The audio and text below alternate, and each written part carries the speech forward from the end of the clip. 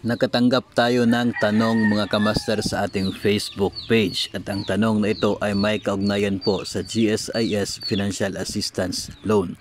Ang tanong ay kung qualified ba siya na makapag-avail ng GFAL kung ang outstanding balance or ang balance ng kanyang loan sa PLI ay nasa 550,000 pesos. Unang-una mga kamaster ay dapat po nating malaman kung ang 550,000 pesos ba na balance na ito ay mula po sa iisang PLI lamang o kaya ay sa dalawa o mahigit pang PLIs.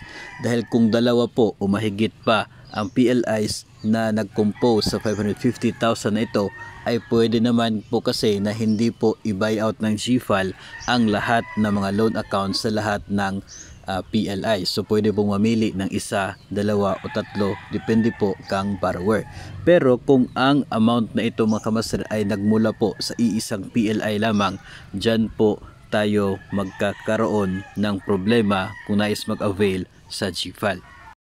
Ayon kasi sa terms and conditions ng GFAL, ang maximum loanable amount per borrower ay 500,000 pesos lamang. Ibig sabihin, pwedeng mag-avail ng loan na mas mababa sa 500 pero hindi pwedeng mag-avail ng GFAL na mas mataas sa 500,000 pesos. So what if kung ito pong loan na ito ay inais po niyong ipababayaran sa GFAL? Ibig sabihin, 500,000 lamang po yung pwedeng ibayad ni GSIS doon po kang PLI. Ang mangyayari niyan mga kamaster ay magkakaroon pa ng outstanding balance ang inyong loan sa PLI at hindi pa po ma-fully paid ng buo ang 550,000.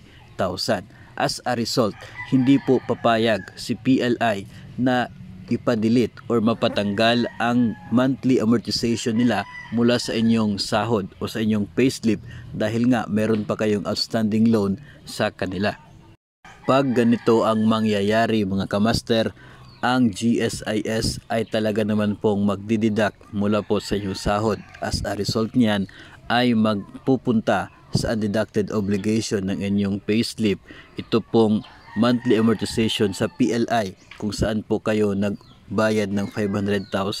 So kung magkakaroon po ng undeducted obligation, ibig sabihin yung inyo pong net take home pay ay mas mababa na sa minimum required na 5,000 pesos.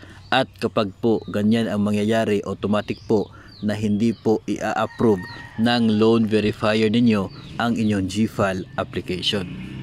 So in short mga kamaster, hindi po kayo pwede makapag-apply ng GFAL kung mas mataas pa sa 500,000 yung balance ng inyong loan kung ito po ay manggagaling sa iisang PLI lamang.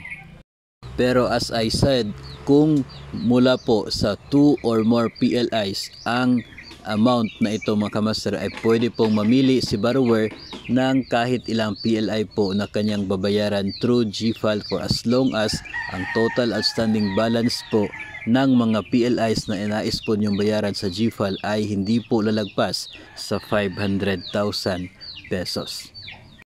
So sana ay meron po kayong natutunan mula po sa ating episode sa araw na ito. Para po sa iba pang mga impormasyon, mga videos tungkol sa loans at benefits ng mga DepEd personnel ay huwag kalimutang mag-subscribe na dito po sa ating YouTube channel. Hanggang sa muli, keep safe everyone.